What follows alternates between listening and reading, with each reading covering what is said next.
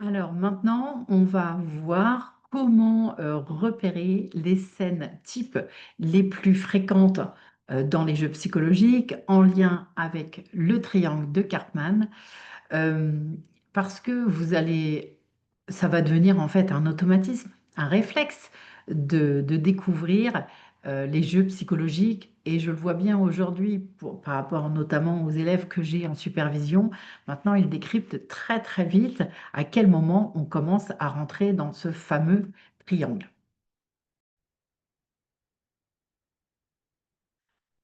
Donc, reprenons par rapport à ce triangle de Karpman. Vous savez, ces trois places.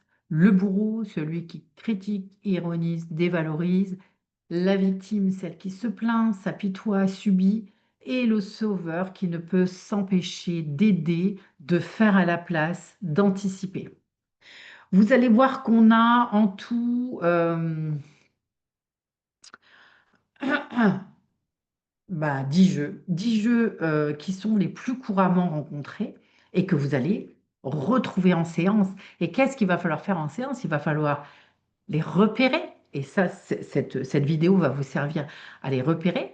Et en plus, ça va vous donner du coup la possibilité de les exposer, de permettre à la personne de voir qu'elle est dans un jeu psychologique.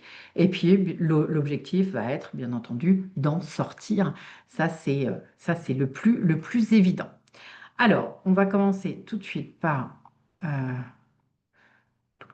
excusez-moi.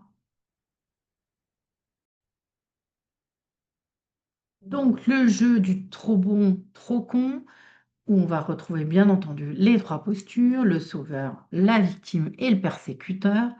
Bon, on a tous dit ça un jour, hein, on va pas se leurrer. On a tous dit de toute façon, voilà, moi c'est toujours pareil, trop bon, trop con. Ça, je pense qu'on l'a tous dit un jour, ou si on ne l'a pas dit, on l'a au moins entendu. Ce jeu, c'est quoi? C'est quelqu'un qui aide, qui conseille, qui donne, qui répare, hein. C'est un sauveur à part entière. Il est même parfois en train d'anticiper ce que les autres ne lui ont même pas demandé en disant: non, mais t'inquiète pas, moi j'irai chercher ta fille à la gare. Non, mais t'inquiète pas, moi je vais te réparer ta voiture. Non, Et puis, le jour où il a besoin d'aide, eh bien, parce que pour une raison ou pour une autre, la personne ne peut pas l'aider, eh bien là, c'est la catastrophe, parce que en fait, il est en attente. Il ne fait pas ça pour vous, il fait ça pour exister, pour pouvoir réparer quelque chose qui a été blessé chez lui. Et en fait, il veut juste aider, mais tu vois, ça sert à rien. Les gens profitent toujours de moi. Donc voilà, voilà sa croyance limitante. Donc sa valeur, c'est s'il aide quelqu'un, mais le jour où par contre, euh, il devient un petit peu impuissant et qu'il a besoin d'aide, eh bien, il va se rendre compte qu'il n'a plus de valeur parce que déjà, il est obligé d'aller chercher l'aide de l'autre et en plus, il sera toujours déçu et il ne se sentira jamais reconnu. Ensuite, on va aller dans le jeu du regarde comme j'essaie. Oui, c'est celui-là. Donc, là, on va avoir une personne qui va se plaindre d'une situation et qui va répéter ses efforts. C'est-à-dire que, globalement, regarde, tu vois, j'ai beau essayer, rien ne fonctionne. Alors ça, vous allez en avoir, puisque ce sont des personnes qui viennent, comment vous dire, que vous allez avoir en face de vous, puisqu'ils vont vous dire: non, mais vous vous rendez compte, depuis le temps que j'ai ce problème, j'ai été voir une sophrologue, j'ai été voir une psychologue, j'ai été voir une kinésiologue, j'ai été voir un magnétiseur, j'ai été voir enfin, j'en ai parlé avec mon médecin traitant. Bon, ben là, je viens vous voir parce que vraiment, j'ai tout essayé, mais rien ne marche, hein. Donc, là, ça va être vraiment important pour vous de sortir. Alors, vous pouvez bien sûr repérer ce jeu qu'une personne va vivre dans son quotidien, mais par contre, vous pouvez, vous, en séance, repérer ça et dire: OK, très bien.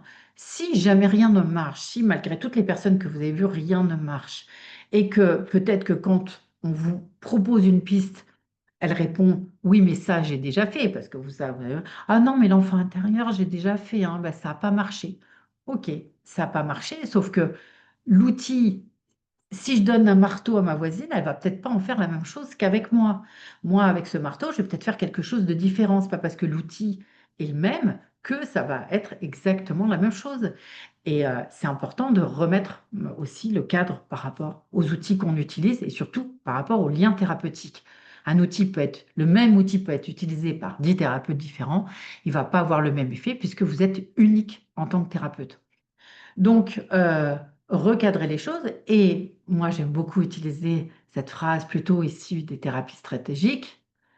Et là, comme vous allez recommencer avec moi, on va essayer de ne pas recommencer ce que vous avez déjà fait. Qu'est-ce que vous pourriez faire de votre côté pour que ce soit différent? Ou qu'est-ce que vous avez toujours fait avec les autres thérapeutes que peut-être serait-il temps de ne pas reproduire ici avec moi? C'est-à-dire que vous allez renvoyer à la personne sa responsabilité, parce que j'imagine que tous les autres thérapeutes ont essayé des choses, tous ont essayé de vous aider, tous vous ont proposé quelque chose.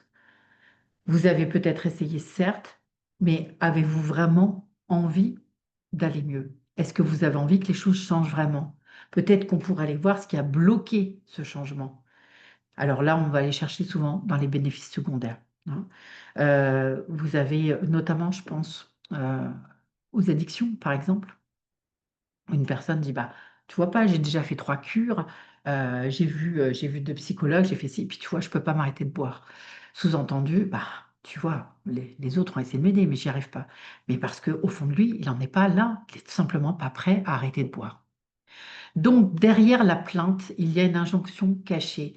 Ne m'aide pas vraiment parce que continuer mon problème, c'est bénéficier encore de l'attention, aller chercher de l'inquiétude et de l'amour. Rappelez-vous, inquiétude, amour, c'est pas toujours bien clair dans la tête des gens.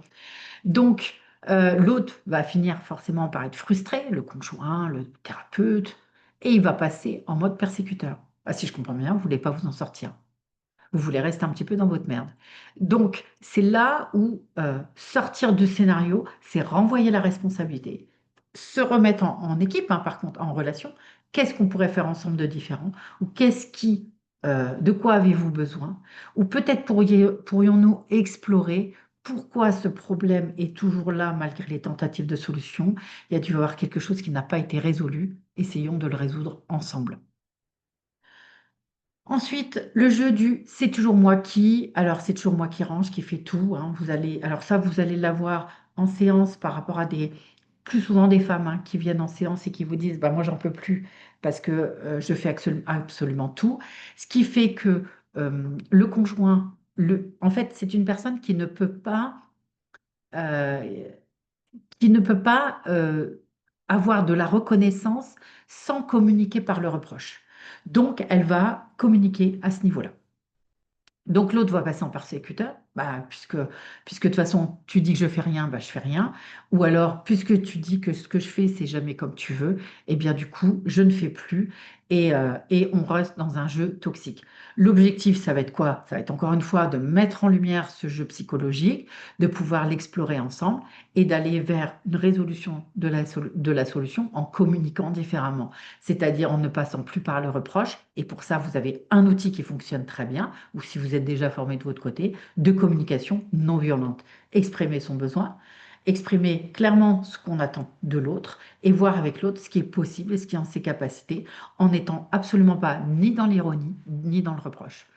Le bénéfice caché, c'est je me sens toujours incompris, toujours seul à faire le boulot, personne ne m'aime. Quand je me plains, j'attire au moins de l'amour et de l'attention. Le jeu du sans toi, je ne peux pas. Une personne qui va être plutôt dans la dépendance affective et qui va solliciter une autre personne pour toujours la rassurer, la rassurer, la rassurer. Attention, encore une fois, en thérapie, c'est très courant qu'on ait des personnes qui soient dans ce jeu-là et qui viennent chercher du réconfort, de la réassurance, parce qu'il n'y a rien de plus écoutant qu'un thérapeute. Donc, on va pouvoir parler de soi, chercher à être rassuré. Vous pensez que je suis normale? Vous pensez vous pensez que je vais pouvoir y arriver? Vous pensez et en fait, vous allez rentrer, c'est possible, hein, dans le rôle du sauveur et vous allez finir par vous épuiser. Vous allez tellement donner à cette personne que vous allez déséquilibrer la relation thérapeutique. Vous allez donner 80%. Elle va continuer tranquillement à vous montrer que, ben voilà, elle est pas capable, qu'elle est une pauvre petite chose et qu'elle a besoin d'aide. Il va falloir bien entendu, aussi mettre en, en lumière ce sans toi, je ne peux pas, et pouvoir aller travailler. Alors, surtout, souvent, on va aller travailler du syndrome d'abandon. Hein.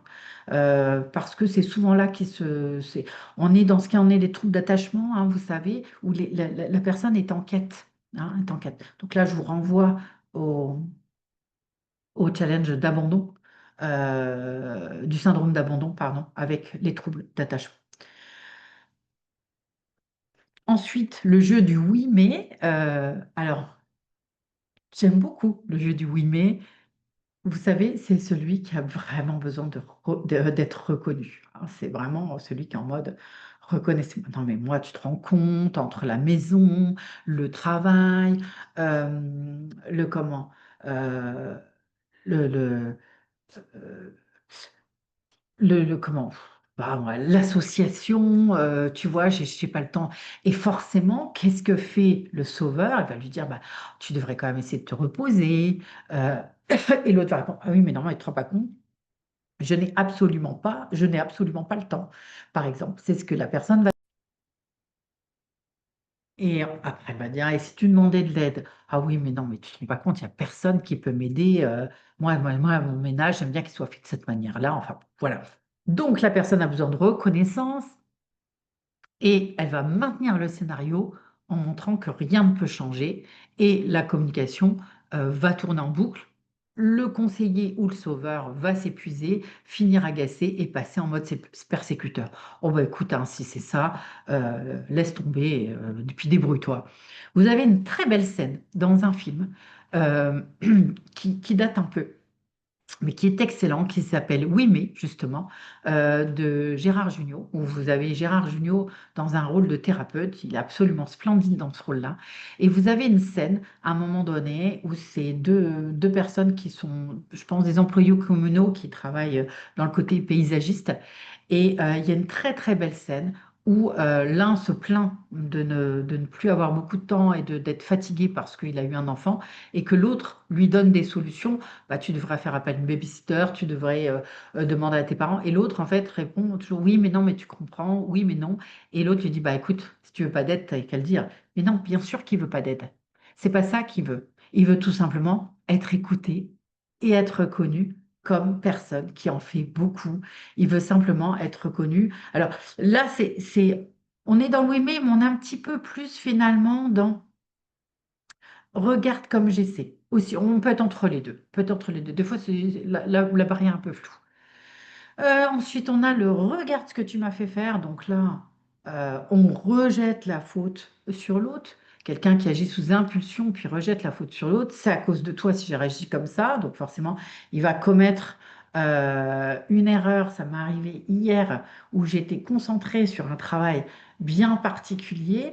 Et puis, il y a Étienne qui vient et qui me dit, tiens, on n'a pas envoyé tel et tel email aux élèves. Ok, je quitte mon truc, je me remets sur les mails. Et là, en fait, j'envoie un mail avec plein d'erreurs, d'incohérences, puisque le mail avait été écrit il y a longtemps, il n'a plus de sens, les dates sont pas bonnes. Et quand il y a un élève qui me dit, ouah, Catherine, il y a quelque chose qui ne va pas dans ton mail, je dis ouais. Et en fait, mon premier réflexe, c'était de me dire, mais merde, quoi, j'étais sur quelque chose, il est venu me déconcentrer, je l'ai fait pour lui faire plaisir, et finalement, c'était bourré d'erreurs. Et bon, bah, bien sûr, hein, je connais un petit peu le principe des jeux psychologiques, et très vite, je me suis dit, mais en fait, c'était à toi de dire non, pas maintenant, c'était à toi de finir ce que tu venais de faire pour pouvoir te vider la tête et pouvoir être pleinement concentré sur ta nouvelle tâche. Donc, dans le jeu du regard ce que tu m'as fait faire, en fait, j'aurais pu lui dire, oui, bah, t'as vu, à cause de toi, voilà ce qu'on a fait, et j'aurais pu rejeter toute la faute sur l'autre. Bon, et puis me dire, ben, c'est à lui de changer. Voilà. Alors que là, en l'occurrence, c'est à moi de dire non, pas maintenant, non, un petit peu plus tard. J'en ai pour ce que je fais en plus, majeure partie du temps. Je ne sais pas pourquoi là, à ce moment-là, je ne me suis pas respectée. Et par ce fait, eh ben, j'ai commis des erreurs. Ensuite, le jeu de si tu m'aimais vraiment. Voilà, celui-ci, il est quand même assez puissant. Tu saurais de ce dont j'ai besoin. Vous allez voir que c'est d'un courant, surtout quand on travaille avec des problématiques de couple, pas avec les couples, avec des problématiques de couple. les, les hommes et les femmes sont persuadés que l'autre est devin.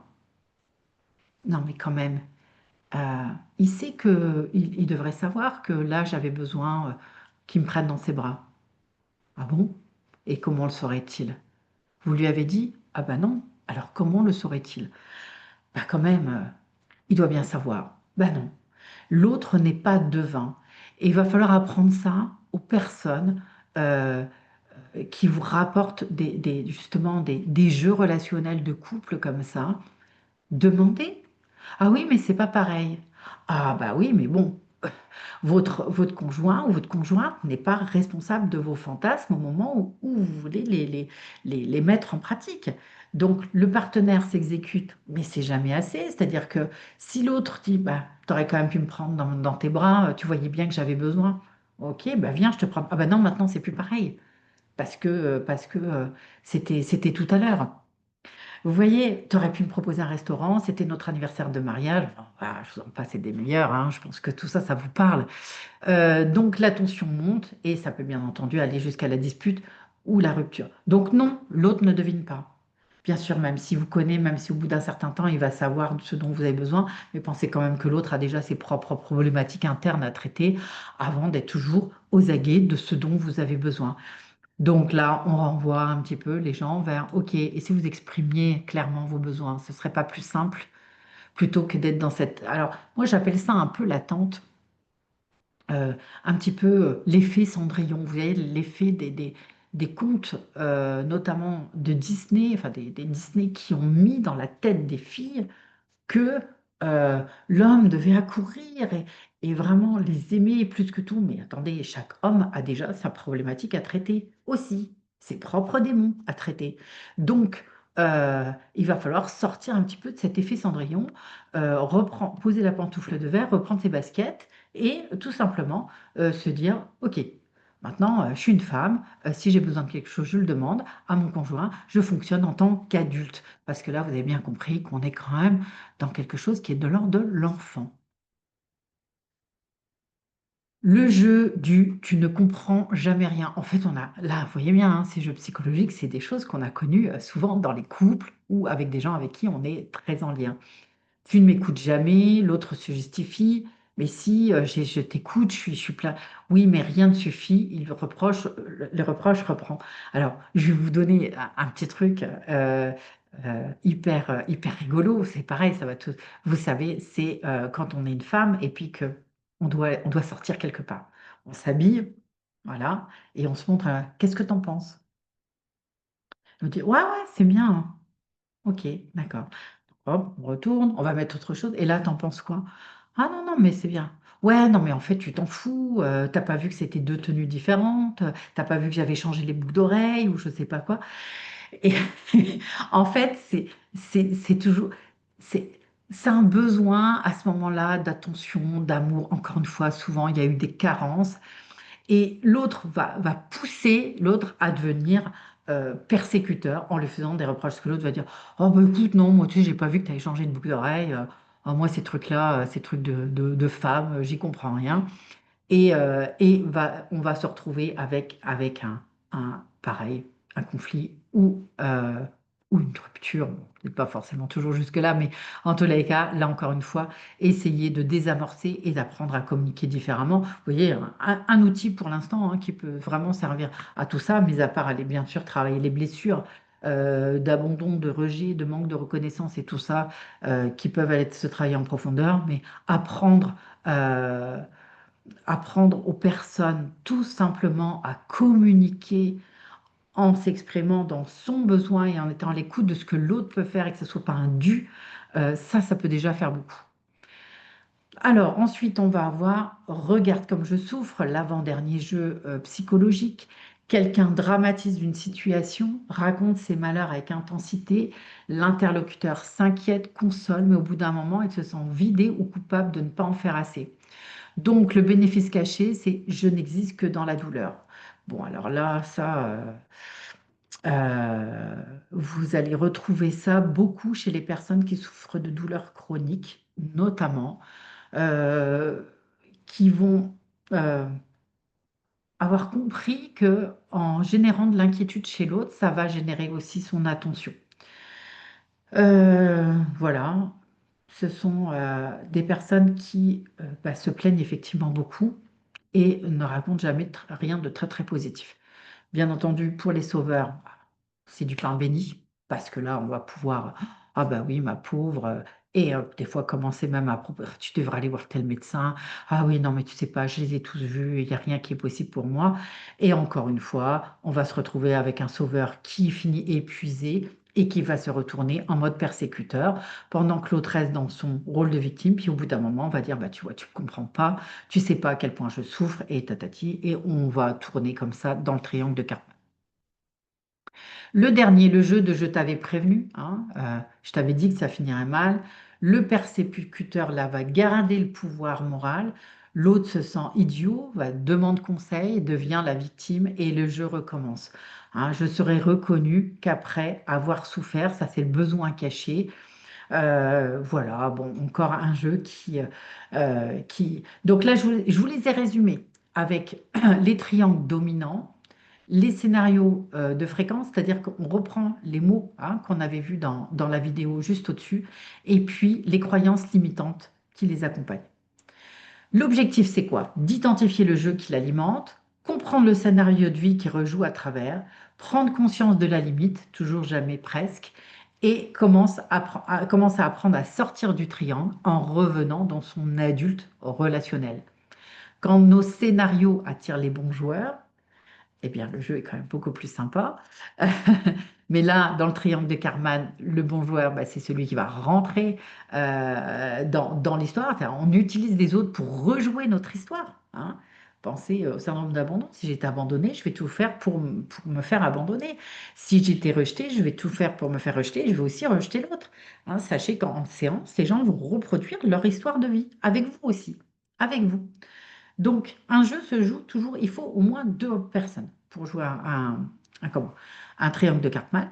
Les rôles ne se rencontrent pas par hasard, ils s'attirent, se reconnaissent et se confirment mutuellement. Ça, c'est vraiment important. Retenez ça. Voilà, on va chercher inconsciemment l'autre qui va nous permettre de rejouer la même scène. C'est pour ça qu'il y a des fois des gens qui ne nous intéressent pas, parce que tout simplement, ils ne vont pas venir euh, rentrer dans notre triangle. Utiliser un sauveur pour confirmer sa posture de victime. On va reprendre l'exemple de la femme qui dit je tombe toujours sur des hommes pas libres ou des gens qui me déçoivent. Il y a, il y a sous cette phrase la position de vie, rappelez-vous, négatif, positif.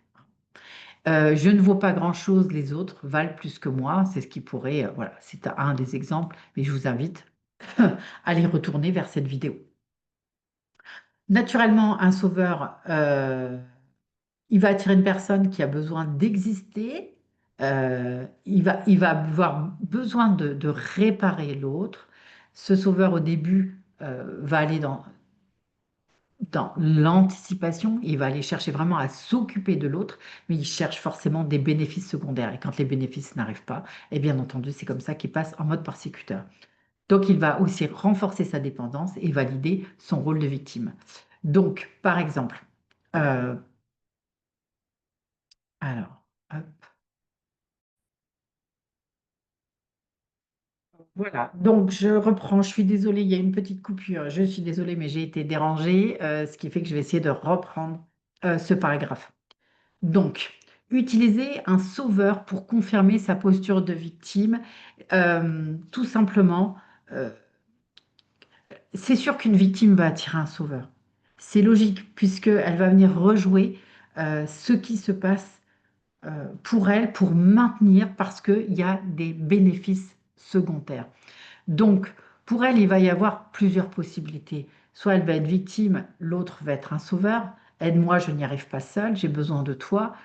Ça va être une victime soulagée en allant cherchant un sauveur valorisé, c'est-à-dire quelqu'un vraiment qui va se sentir valorisé dans sa posture de sauveur. Grâce à moi, elle va mieux. Et la victime va pouvoir dire, mais grâce à toi, je vais mieux. Mais attention, ça va être de courte durée, puisqu'il faudra quand même reprendre le rôle de la victime. Et puis ensuite, on a la victime persécuteur qui va de ce fait aller chercher le rôle de sauveur victime encore un qui m'abandonne, je me suis fait encore avoir. C'est-à-dire la victime passe très vite en mode persécuteur et le sauveur va du coup devenir la victime. Voilà, on est un petit peu plus au clair dans ce que j'essayais de vous transmettre. Donc le scénario, c'est toujours déçu, jamais aidé comme il faut, et je donne tout, mais on ne me reconnaît jamais. Comment les rôles se choisissent mutuellement? Eh bien, en fait, ça va être aussi par rapport à la position de vie. Rappelez-vous tout à l'heure, on a vu je ne vaux rien, toi oui, donc je suis pas OK, le monde est OK. Donc mon rôle préféré, c'est d'être victime. Le rôle attiré chez l'autre, sauveur. Le risque, bien entendu, la dépendance affective. Si je vaux quelque chose, plutôt en mode narcissique, toi tu vaux rien, là le rôle bien entendu ça va être le persécuteur, celui qui juge, qui dévalorise, il va attirer forcément des victimes, le risque, la domination et le rejet. Ensuite, quand on est dans la position de vie, je suis OK, tu es OK, c'est-à-dire je vaux quelque chose, le monde vaut quelque chose, on a des choses à porter. Les rôles préférés, eh bien, c'est en dehors du triangle, le rôle d'adulte, d'accord? Et il va attirer qui? Un autre adulte. Et on va avoir une communication saine. C'est pour ça qu'il est important de repérer et les positions de vie et les jeux psychologiques et les différents états du moi et les transactions. Et oui, ça fait beaucoup de choses à repérer, hein. Si par contre on est en moins, c'est-à-dire je vaux rien, le monde vaut rien, enfin rien ne vaut la peine d'être vécu, le rôle préféré, ça va être victime ou persécuteur. De toute façon, vous avez vu avec la guerre qu'il y a. Et puis de toute façon, regardez, ma voisine, elle est comme ci, elle est comme ça, mais moi, à sa place, j'aurais honte. Vous voyez, c'est un peu, c'est on dit là, toutes ces choses-là m'insupportent. On va aller chercher chez l'autre, pas forcément, tout ce qu'il y a aussi de victime et de persécuteur. Le risque, ça va être l'apathie, le fatalisme partagé. Ouais, ah bah oui, avec le monde dans lequel on vit, hein, vous vous rendez compte?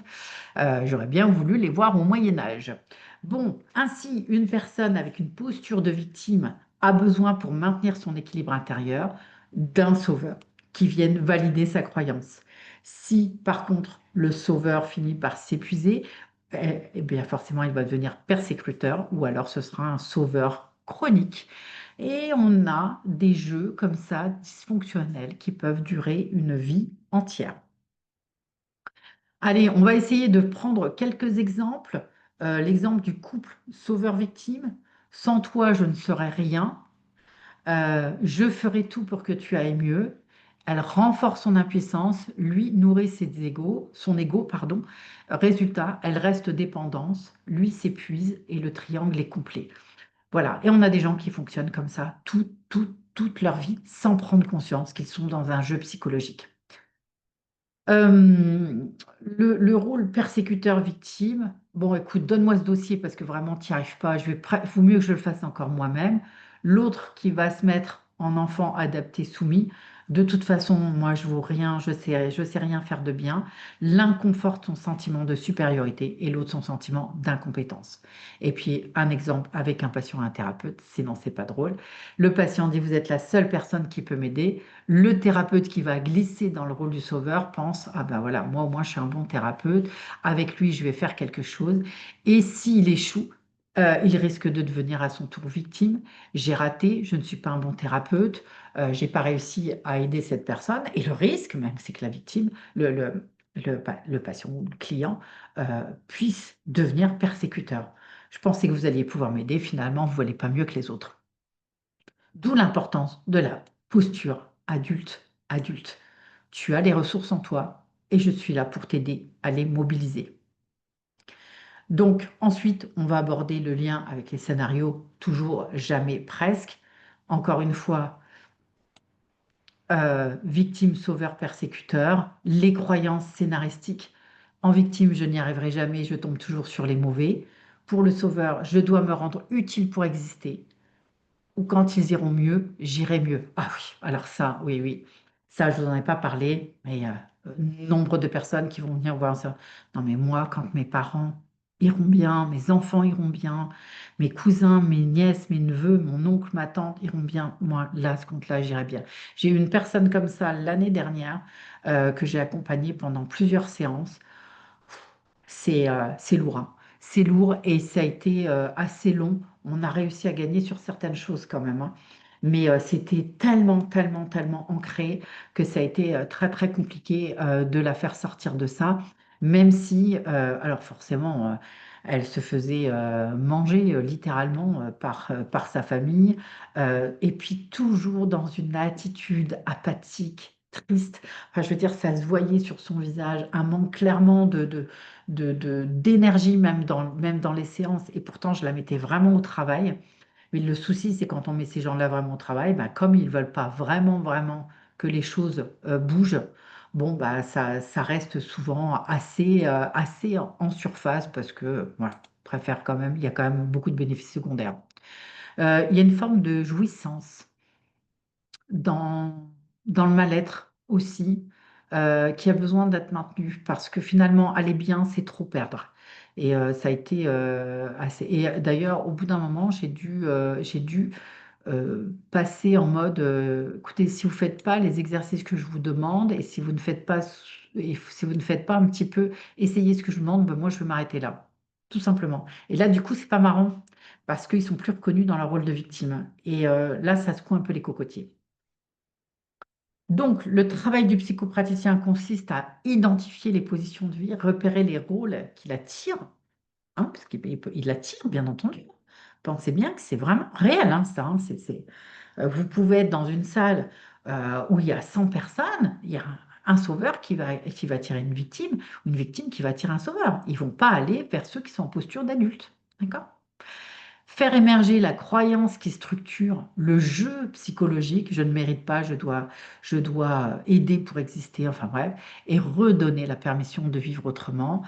On peut donner des exemples, et si tu pouvais être aidé sans être diminué, et si tu pouvais aider sans t'épuiser, et si la valeur de ta relation ne dépendait pas du rôle que tu y joues, enfin bref, on a quand même là tout un tas d'outils aussi dans la formation pour travailler sur ces jeux, sinon ça serait vraiment pas drôle.